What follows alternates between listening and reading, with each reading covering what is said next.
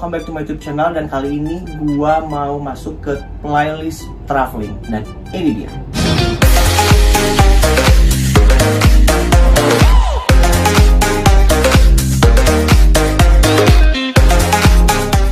Ya, di playlist traveling kali ini bisa dikatakan berbeda dari playlist traveling gue sebelumnya. Biasanya kan gue di playlist traveling itu soal konten atau video mengunjungi suatu tempat wisata. Nah, kali ini gue untuk travelingnya ingin berbagi, apa ya namanya, bisa dikatakan berbagai tips atau berbagai informasi soal traveling. Dan beberapa waktu yang lalu nih guys, ada beberapa orang nanya ke gue, cobain dong apakah ada tips atau rekomendasi traveling khususnya untuk di negara-negara Asia Tenggara atau ke luar negeri kayak gitu guys. Nah, kesempatan kali ini gue mau berbagi informasi, tips juga, bukan dari gue sendiri. Nanti gue akan ada menghadirkan narasumber, salah satu vlogger nih guys, yang udah pernah atau berpengalaman ke luar negeri, khususnya ke negara Asia Tenggara. So, mau tahu siapakah dia? Makanya pantengin ya videonya dari awal sampai akhir, jangan skip, oke? Ya, kali ini gua menghadirkan seperti tadi gua bilang salah satu vlogger untuk kita apa ya namanya berbagi informasi, berbagi tips juga soal traveling di negara Asia Tenggara. Dan sambil duduk santai, sambil ngobrol santai lah ya guys, sambil di depan gua ini ada kayak suki-suki kayak gini guys, hal-hal suki-suki gini.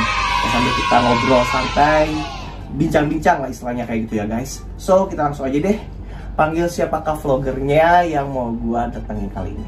Oke, let's go, masuk. Halo Jo, apa kabar? Halo. Nah ini dia guys, salah satu vloggernya yang apa ya, yang gua undang kali ini, yang gua tanya-tanya soal rekomendasi traveling di negara Asia Tenggara ya. Dan sebelumnya gue mau kenalin dulu nih, namanya adalah dia Tio, dan dia juga punya konten atau channel YouTube. Untuk channel YouTube-nya apa? Untuk channel YouTube gue di Tio, TJIO. Kalian boleh subscribe, atau kalian yang punya Instagram juga boleh follow di Instagram gue di Tio. Iya, jadi nanti gue masukin nih ya guys di video ini di bawah, dan juga gue kasih linknya di kolom deskripsi juga di bawah. Nah, kalau kalian yang misalkan belum tahu Tio ini, sebelumnya di kontennya atau di channelnya Tio, gua pernah collab ya bareng di channel, pernah collab di channel YouTube-nya Tio. Nah, yang mana yang ini dia videonya ya. Nah, bagi kalian yang belum nonton dulu ya, jangan lupa juga kasih like dan subscribe ke channel YouTube-nya di Tio. Oke, sebelumnya nih, sambil ngobrol-ngobrol kita sambil makan dulu nih ya. Oke, ada maksudnya. Oke, kita langsung coba ini suki-suki ala-ala sambil ngobrol santai ya guys. Sebelum makan kita kasih sanitizer dulu ya. Oke, karena ini masih dalam masa pandemi, jadi kita harus bersih maksudnya ya. Oke, minum dulu ya guys. Oke, cobain sambil kita ngobrol-ngobrol ya. Jadi panasin dulu dikit deh. Mau cobain panasin lagi ya? Iya. Gue nyalain dulu. Ini yang bodoh. Oke, gue cobain ya guys. Cobain gimana dulu rasanya. Oke, langsung kita coba aja ya. Ya, cobain dulu gimana rasanya. Sebelum ngobrol santai, kita cobain dulu. Mari makan guys, cobain dulu ya. By the way, ini lu bikin sendiri Jo? Ya, gue iseng-iseng ala-ala guys. Tambah apa ya istilahnya, tambah kesel kayak gitu sih. Cobain, gimana rasanya? Enak sih. Oh ya, sambil makan sambil ngobrol-ngobrol ya, dikit-dikit nih. Sekarang lihat dulu apa ya? Kegiatan gue sekarang sih, gue masih work from home, jadi gue masih kerja dari rumah. Kalau gue sih lebih ke online gitu sih, maksudnya pekerjaan gue lebih ke online, jadi nggak mesti mobile, jadi bisa dilakuin di mana aja gitu. Oh, jadi mau misalkan kayak di luar kota pun bisa gitu ya, bisa lakuinnya. Itu kalau misalnya selama ini kan masih lagi masa pandemi kayak gitu kan, itu full selama misalkan 1 bulan itu work from home terus, apa selama 1 bulan ada beberapa kali misalkan kayak ke kantor kayak gitu, gimana? Selama work from home ini sih gue udah hampir setahun sih ya. Tapi nggak 100% atau 100% work from home, tapi kadang gue suka ada meeting di kantor, biasanya seminggu sekali suka meeting gitu, jadi nggak pure kerja di rumah sih. Ngomongin soal traveling ya, gue mau nanya, ada nggak sih pengalaman lu yang yang lu pernah maksudnya lu pernah datengin negara khususnya nih, karena banyak ada beberapa orang yang nanya ke gua, ada nggak sih rekomendasi traveling di negara Asia Tenggara gitu loh kan. Terus apakah ada tips-tipsnya kayak gitu, gimana sih hal-hal yang apa yang harus dilakuin, terus apa yang harus dibutuhkan segala macam kalau misalnya kita pengen traveling di negara Asia Tenggara. Nah, sekarang gue mau nanya sama lu, kan lu sebagai salah satu vlogger. Nah, ada nggak sih negara yang mana yang menurut lu yang di Asia Tenggara yang lu rekomendasiin kayak gini? Kalau gue sih lebih mau rekomend itu di Vietnam ya. Oke, kenapa kalau lu rekomend di Vietnam? Kenapa gue rekomend ke Vietnam? Karena di Vietnam itu gue sempat kerja di sana lumayan lama sih, sekitar 1,5 tahun. Lu pernah di Vietnam? Ya, gue pernah kerja di salah satu perusahaan di sana. Terus ya gue sudah tahu lah sedikit kayak semacam culture-nya dia seperti apa. Terus kayak semacam behavior-nya segala macam, traveling juga. Sudah beberapa tempat juga gue udah kunjungin ya, walaupun nggak semua sih karena gue juga sibuk kerja pada saat itu. Tapi gue cari waktu sih, biasanya bisa luangin waktu sebulan bisa sampai 2 atau 3 kali buat traveling bisa. Sebenarnya sih gue kalau untuk traveling gue lebih suka traveling tuh yang kayak semacam anti mainstream gitu ya. Maksudnya anti mainstream itu gimana ya? Jadi kalau anti mainstream itu maksudnya gue mau berusaha buat kayak semacam follower gue tuh curious gitu, kayak penasaran gitu, kayak ketika gue post IG story atau di feed gitu, biar dia muncul sebuah pertanyaan gitu, itu di mana sih gitu lokasinya gitu. Jadi sesuatu yang berbeda gitu. Gue mau coba rekomendasiin ke tempat-tempat yang unik, terus juga harganya juga murah gitu, terjangkau. Kan lu rekomendasiin nih ke negara Vietnam nih. Nah, di negara Vietnam itu apa sih yang menjadi kelebihan dari negara Vietnam menurut lu sehingga lu ngerekomendasiin nih seseorang tuh cobain deh traveling ke Vietnam gitu. Okay. Sebelumnya gue mau jelasin dulu ya untuk part atau bagian negaranya itu sendiri, wilayah-wilayahnya Vietnam itu sendiri. Jadi Vietnam itu dibagi 2 wilayah. Jadi wilayah selatan sama wilayah utara.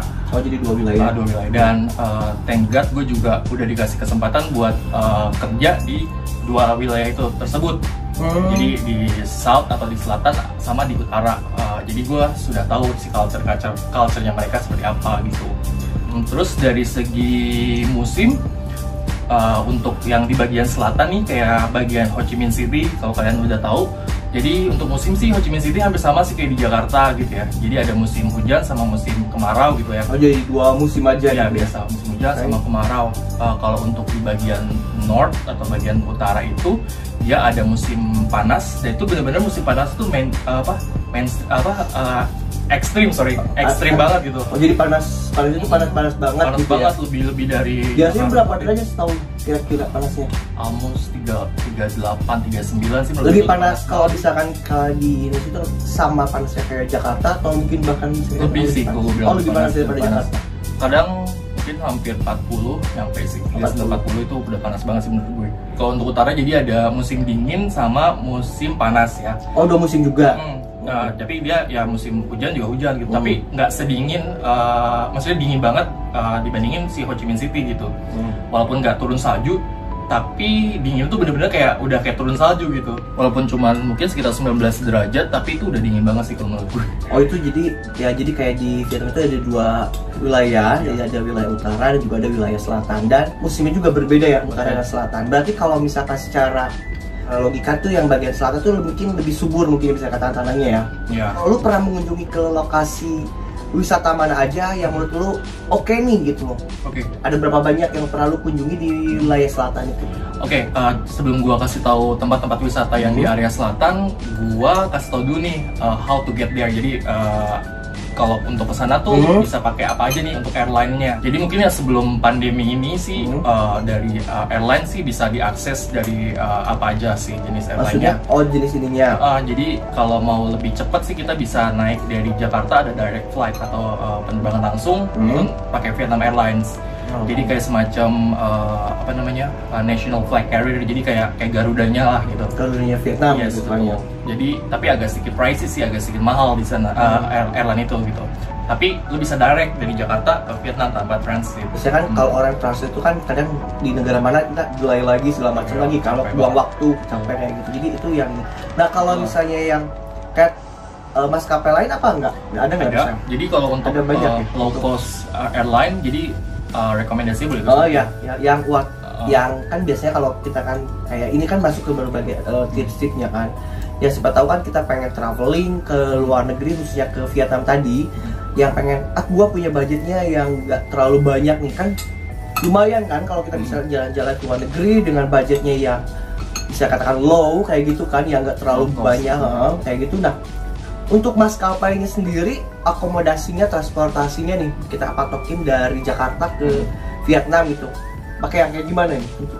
Biasanya sih ya bisa naik AirAsia gitu ya, atau naik Lion Air. Lion Air sih bisa juga transit ke Malaysia, dari Malaysia bisa lanjut ke Ho Chi Minh City. Dia langsung dia? Nggak, maksudnya dia tetap transit tapi transit di Malaysia gitu, nggak direct. Terus AirAsia juga sama gitu, jadi harus transit ke Malaysia, dari Malaysia baru lanjut ke Ho Chi Minh City. Tapi sebelum pandemi itu ya, kalau nggak salah Februari atau Januari, itu nggak ada sih direct flight pakai low cost airline namanya Vietjet Air. Itu tapi dari Bali. Oh, bukan di Jakarta. Dari Bali ke Ho Chi Minh City itu direct flight sekitar. Dia langsung, tapi dia ini lebih murah istilahnya gitu. Lebih murah. Jadi yang sama lah kayak AirAsia, karena low costnya Vietnam itu si Vietjet Air. Mungkin di antara kalian juga ada yang belum tahu untuk mata uangnya apa sih ya kalau untuk Vietnam? Oke, untuk mata uang Vietnam itu sendiri makanya Vietnam Dong. Namanya Vietnam Dong, DONG, Dong.